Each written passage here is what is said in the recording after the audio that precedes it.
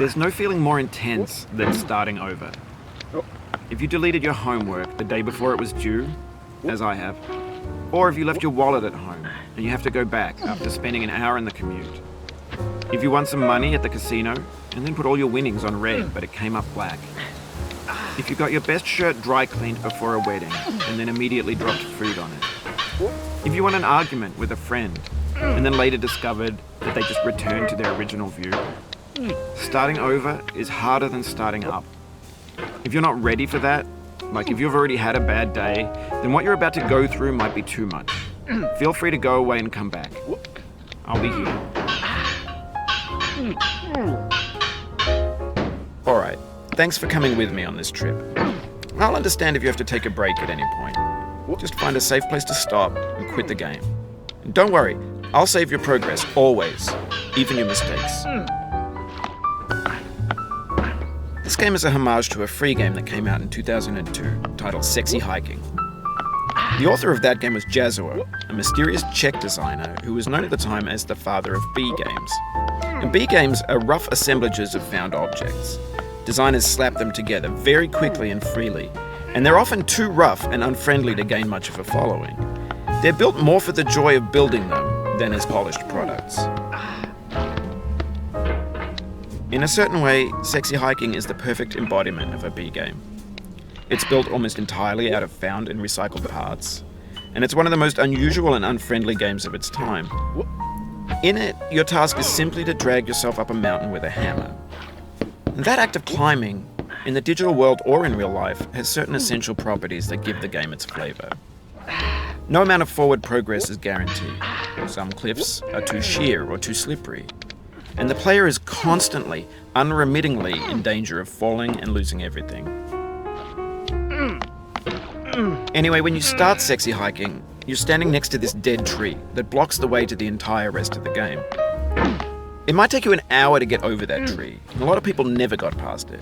You prod and you poke at it, exploring the limits of your reach and your strength, trying to find a way up and over. And there's a sense of truth in that lack of compromise. Most obstacles in video game worlds are fake. You can be completely confident in your ability to get through them once you have the correct method or the correct equipment or just by spending enough time. In that sense, every pixelated obstacle in Sexy Hiking is real.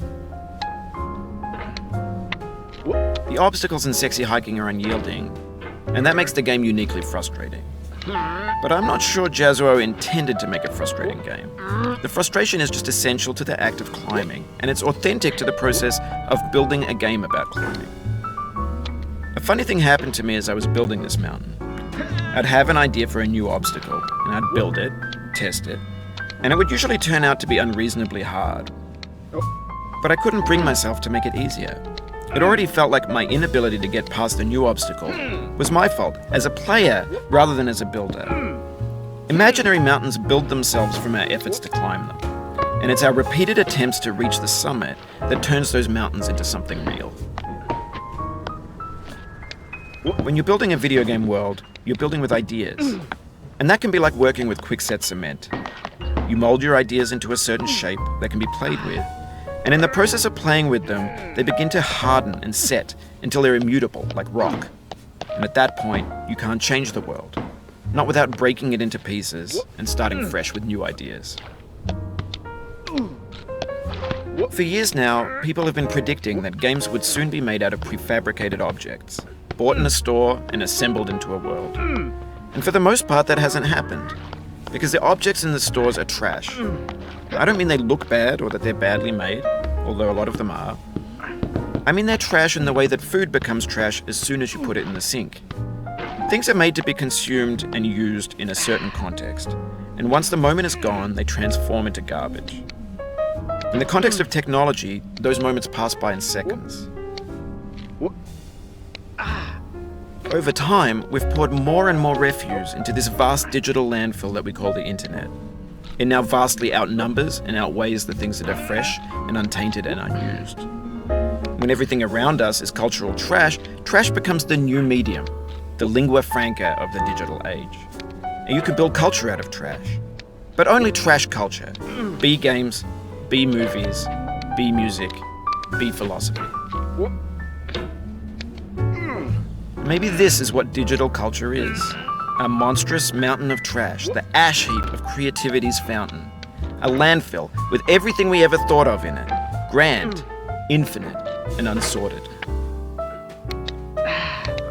There's 3D models of breakfast, Gen X's fanfic novels, scan magazines, green screen Shia LaBeouf, banned snuff scenes on LiveLeak. Facebook's got lifelike bots with unbranded adverts and candid shots of Kanye and Taylor Swift mashups, car crash epic failed GIFs, Russian dashcam vids, discussions of McRibs, discarded, forgotten, unrecycled, muddled, rotten, untitled. Everything's fresh for about 6 seconds, until some newer thing beckons, and we hit refresh. And there's years of persevering, disappearing into the pile, out of style, out of sight. In this context, it's tempting to make friendly content that's gentle, that lets you churn through it but not earn it. Why make something demanding if it just gets piled up in the landfill, filed in with the bland things? When games were new, they wanted a lot from you. Daunting you, taunting you, resetting and delaying you. Players played stoically. Now everyone's turned off by that. They want to burn through it quickly. A quick fix for the fickle, some tricks for the clicks of the feckless. But that's not you, you're an acrobat. You could swallow a baseball bat. Now I know, most likely you're watching this on YouTube or Twitch, while some dude with 10 million views does it for you. Like a baby bird being fed chewed up food. That's culture too. But on the off chance that you're playing this, what I'm saying is, trash is disposable, but maybe it doesn't have to be approachable. What's the feeling like? Are you stressed? I guess you don't hate it if you got this far, feeling frustrated. It's underrated. An orange is sweet, juicy fruit locked inside a bitter peel. That's not how I feel about a challenge. I only want the bitterness. It's coffee. It's grapefruit. It's licorice.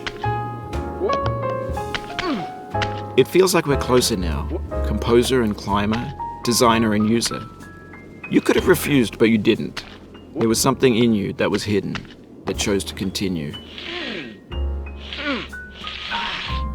It means a lot to me that you've come this far, endured this much. Every wisecrack, every insensitivity, every setback you've forgiven me is a kingly gift that you've given me. We have the same taste, you and I. It's not ambition.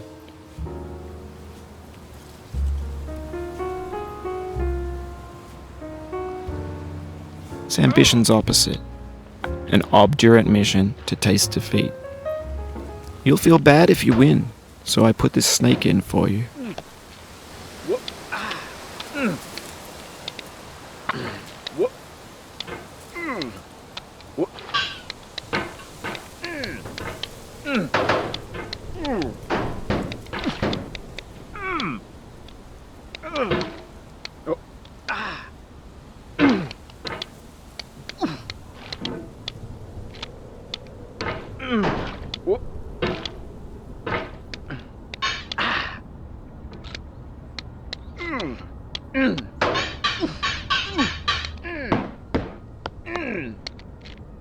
Oh, you just lost a lot of progress. That's a deep frustration, a real punch in the gut.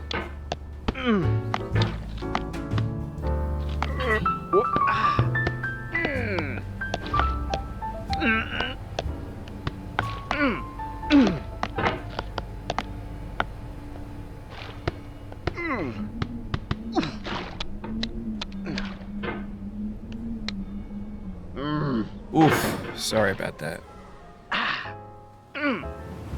Oh, it happened again. Keep on trying, don't let it get to you.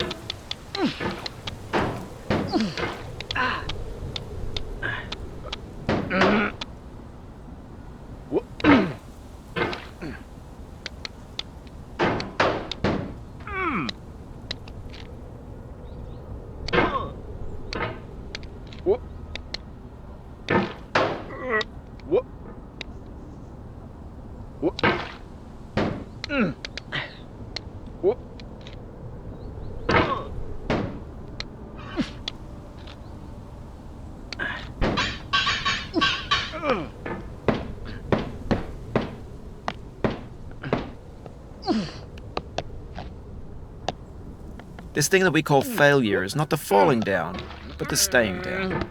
Mary Pickford.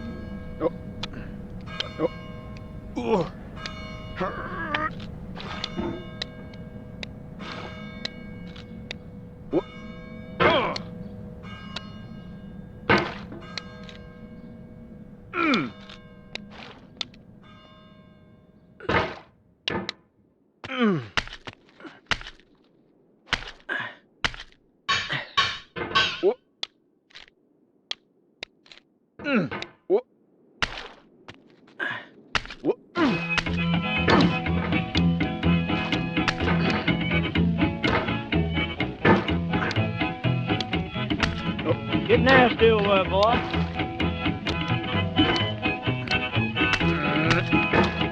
Going down the road feeling bad. I'm going down the road feeling bad. Going down the road feeling bad, and I ain't going to be treated this way. Oh,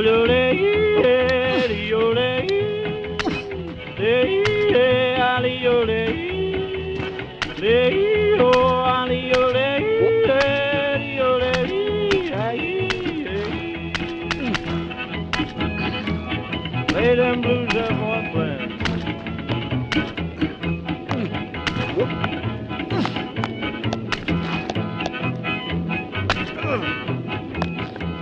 Down in the jail on my knees. I'm down in jail on my knees.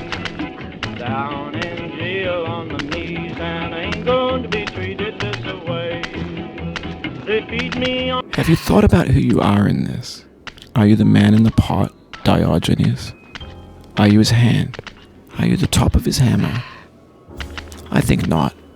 Where your hand moves, the hammer may not follow, nor the man, nor the man's hand. In this you're his will, his intent, the embodied resolve in his uphill ascent. Now, you've conquered the ice cliff, the platforms, the church, and the rectory, the living room and the factory, the playground, the construction site, the granite rocks, and the lakeside. You've learned to hike. There's no way left to go but up, and in a moment I'll shut up. But let me say, I'm glad you